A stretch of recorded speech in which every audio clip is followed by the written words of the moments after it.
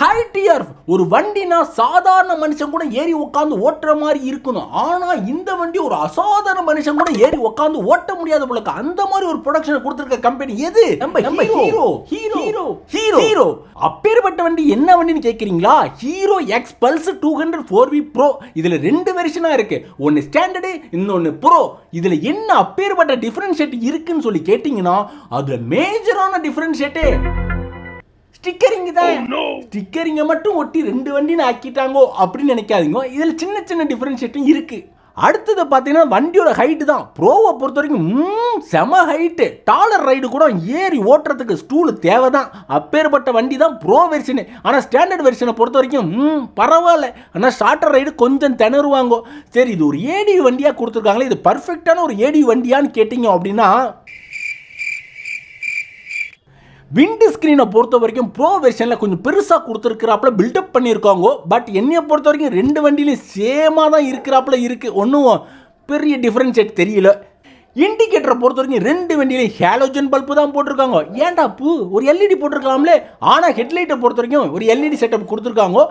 But த்ரோவெல்லாம் சூப்பராக இருக்குது அப்படின்னு சொல்ல முடியாது. டம்மி பீஸ் தான். பக்கா ஏடிவி வண்டி அப்படின்னு சொல்ல முடியாது. அப்படியாக்கா இப்படியாக்கா மேனேஜ் பண்ணி ஏடிவி வண்டியாட்டம் காமிச்சிருக்காங்க.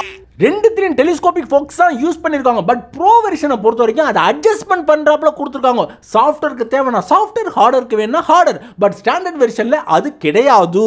அதுக்காக சஸ்பென்ஷன் நல்லா தரமாக இருக்குன்னு மட்டும் நினச்சிடாதீங்க. ஒரு பல்காக வெயிட்டாக நல்லா ஹைட்டாக இருக்கிற ஆள் ஏறி உட்காந்து ஆஃப் ரோட்டில் தான் ஓட்டுவேன்னு சொல்லிட்டு குதிரையாட்டம் ஓட்ட ஆரம்பித்தோம்.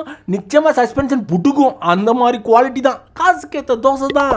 ஸ்போக் வீல் தான் கொடுத்துருக்காங்க, டியூப் டயர் தான் கொடுத்துருக்காங்க. ஏன் அப்போ டியூப்லெஸ் கொடுத்துருக்கலாமே அப்படின்னு சொல்லி கேட்கறச்ச இல்லை, ஆஃப் ரோடுக்கு இதுதான் பெட்டர் சாய்ஸ் அப்படிங்கிறாங்க. பட் டியூப்லெஸ் டயர் கொடுத்துருக்கலாம். சிங்கிள் சேனல் ஏபிஎஸ் தான் கொடுத்துருக்காங்க. பட் டியூவல் சேனல் ஏபிஎஸ் கொடுத்துருக்கலாமே அப்படின்னு சொல்லி கேட்கறச்ச நீ கொடுக்குற காசுக்கு இது போதும் அப்படின்ட்டாங்க. பட் ஏபிஎஸ்ல 3 மோட்ஸ் கண்ட்ரோல் பண்றாப்ல கொடுத்துருக்காங்க. அது வரைக்கும் சபாஷே. யூஎஸ்பி சார்ஜ் போட்டு இருக்கு, ப்ளூடூத் கனெக்டிவிட்டி இருக்கு, 10x10 நேவிகேஷன் இருக்கு. இதுக்கு மேல என்ன வேணும் உங்களுக்கு? ப்ரோ வெர்ஷனை பொறுத்த வரைக்கும் ஹேண்டில் பார் பார்த்தீங்கன்னா அப்ரைட் பொசிஷனா இருக்கு அண்ட் வைடா இருக்கு. ஸோ ஓட்டுறதுக்கு நல்லா இருக்கு. எக்காமக்கா ஊறுபட்ட ஹீட்டு. அப்படி ஒரு ஹீட்டு காலில் கதன்னு அப்படி அடிக்குதுங்கோ.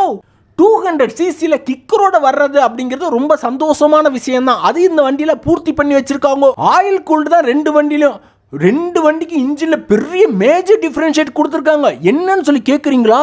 ரெண்டுத்துக்கும் கலர் மாற்றி கொடுத்துருக்காங்க. ப்ரோ வெர்ஷனை பொறுத்த வரைக்கும் ரெட் கலரில் கொடுத்துருக்காங்க, ஸ்டாண்டர்ட் வெர்ஷனை பொறுத்த வரைக்கும் ப்ளூ கலரில் கொடுத்துருக்காங்க. அவ்வளோதான். மற்றபடி இன்ஜின் ரெண்டு சேமு தான்.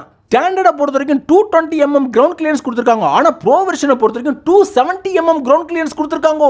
வீல் பேஸை கொஞ்சம் இன்க்ரீஸ் பண்ணி கொடுத்துருக்கனால ப்ரோ வெர்ஷன் பார்க்கறதுக்கு லென்த்தாகவும் ஹைட்டாகவும் தெரிகிறது. சீட்டெல்லாம் ரெண்டுத்துக்கும் ஒரே மாதிரி தான். ஆனால் பில்லியன் சீட்டு சுத்தமாக ரெண்டுத்துலையும் கம்ஃபர்டபுளாக இருக்காது. ஐயோ, பின்னாடி பில்லியன் உட்காந்தா கதருவாயா. ஸ்டாண்டர்ட் வெர்ஷனை பொறுத்த வரைக்கும் சிட்டி ரைடுக்கு ஓகேவா இருக்கும். ஆனால் ப்ரோ வெர்ஷனை பொறுத்த வரைக்கும் சிட்டி ரைடுக்கு எங்க காலை வச்சு ஊண்டது டிராஃபிக்கில். உலகத்திலே 200cc நல்ல ஹைட்டான வண்டி அப்படின்னா இந்த வண்டியா மட்டும்தான் இருக்கும். ஆனா ஒண்ணு மட்டுங்க, ரோட்ல போறப்ப அப்படியே வெள்ளை குதிரை மேல ஏறி உட்காந்து செம சவாரி பண்றப்ப ஒரு ஃபீல் கொடுக்குது. ஆனா அதுக்குன்னு அந்த குவாலிட்டி அதில் எதிர்பார்க்க முடியாது. மைலேஜை பொறுத்த வரைக்கும் வெறும் 35 தான் தருது. அப்படிங்கும் போது தான் மனசு நோவுது. எனக்கு தெரிஞ்ச ஹைவேஸ்ல ரெண்டு வண்டி ஓட்டி பக்கச்ச ஓரளவுக்கு டாப் ஸ்பீட்ல லைட்டா ஃப்ளோட்டிங் ஆகிறப்பல ஒரு ஃபீல் கிடைச்சிச்சு. எல்லாத்துக்கும் இருக்கான்னு தெரியல. கீர் ஷிஃப்ட் பண்றது கொஞ்சம் கடக்கு முடக்குன்னு தான் இருக்கு. டாப் ஸ்பீடை பொறுத்த வரைக்கும் ரெண்டுத்துலேயும் 115 போகிறதே பெரிய சிரமமான விஷயமா தான் இருக்குது. அதுவும் ஃபஸ்ட்டு கியரில் பிக்கப்பே இருக்காது. செகண்ட் கியரில் அப்படி இப்படின்னு லைட்டாக எழுந்திரிக்குது. தேர்டு கியரில் லைட்டாக கொஞ்சம் போகுது. மொத்தம் 5 கியர் கொடுத்துருக்காங்க. அங்கங்கே ஒயர்லாம் தெரியுது. ஆனால் ஏடி வண்டின்னு இருந்தால் ஒயர் தெரிய தான் செய்யும். ஆனால் இது ஓவராக தெரிகிறாப்புல ஐ ஃபீலே. 90 கிலோமீட்டருக்கு மேலே வைப்ரேஷன் தடப்புடுங்குது. த்ராட்டலோட ரெஸ்பான்ஸ் லேக்கிங் ஆகுதுப்பு.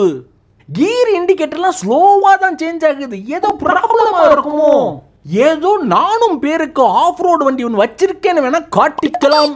பிரேக்கை பொறுத்த வரைக்கும் ஆகா ஓகோன்னு சொல்கிறவளுக்கெல்லாம் ஒன்றும் இல்லை, ஏதோ பரவாயில்ல. ஆக மொத்தம் காசுக்கு ஏற்ற தோசை அப்படிங்கிறத நிரூபிச்சிருக்கு நம்ம ஹீரோ இந்த ஏடிவி பொசிஷனில். ஏன்னா ஏடிவி வண்டி இப்படி தான் இருக்கணும் அப்படிங்கிறப்ப வெளி தோற்றத்தை காமிச்சாலும் அதுக்குரிய எல்லா கேரக்டரும் உள்ளார இல்லை இல்லை இல்லை. கம்மியான பட்ஜெட்டில் நானும் ஒரு ஏடிவி வண்டி வச்சுருக்கேன் அப்படின்னு ஒரு பெருமை பீத்திக்கிறதுக்காக தான் இந்த வண்டியை வாங்கி வச்சுக்கலாம். மற்றபடி நான் ஆஃப் ரோட்டில் தான் முழுமையாக ஏறி குதிச்சு ஓட்டுவேன் அப்படிங்கிறதுக்கு ஓடும் ஃபஸ்ட்டு, அதுக்கப்புறமேலே நெக்ஸ்ட்டு ரெஸ்ட் ஆகிடும்.